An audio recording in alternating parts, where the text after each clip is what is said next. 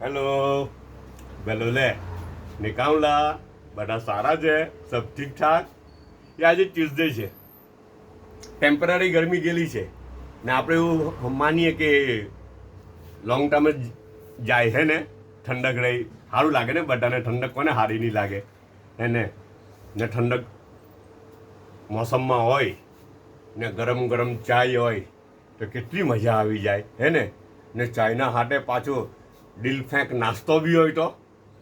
હે ને દિલ ફેંકીને બનાવેલું હોય એ લોકોએ દિલ કાઢીને મૂકેલું હોય ને પછી નાસ્તો બનાવેલો હોય ઘરવાળાએ એવી મજા આવે ખાવાની જી રાતના બનાવેલું હતું તે હમણાં મોકલેલું રાતના લાઇટ નહીં ઉઠી તો ઓવન બરાબર નહીં ચાલતું હતું ચીઝ બરાબર મેલ્ટ નહીં થયેલું હતું રાઈટ તો પછી હમણાં એ લોકોએ સવારે પાછું એને બરાબર કર્યું ને આ ચિકન પાસ્તા લિટલ સ્પાઇસી છે ઇન્ડિયન ટચ છે અંદર ઇન્ડો ટચ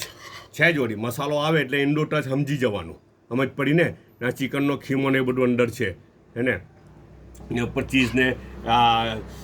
શું કહે વ્હાઇટ સોસ ને બધું વ્હાઇટ ક્રીમ ને બધું નાખેલું છે ને ટેસ્ટ તો એ લોકોનું જે ચિકન પાસ્તા બને ને યુનિક હોય એટલે યુનિક સાચી વાત કેટલે નહીં મળે કોઈ જગ્યાએ નહીં મળે એવા પાસ્તા કાલે છે ને સુરત ગયેલો હતો તો બધી બહુ કોમેન્ટ્સ છે સુરતની કોમેન્ટ્સ મેં બધી વાંચી તો લીધી હે પણ બધાને રિસ્પોન્ડ કરવાનું બાકી છે યાર